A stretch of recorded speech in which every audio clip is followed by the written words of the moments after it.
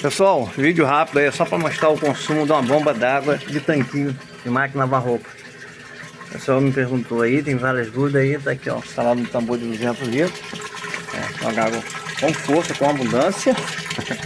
Tá aqui ó, 31.32, tem a média de 32 watts, conforme ela informa ali que é 32 watts. Então, há uma variaçãozinha de acordo com a tensão.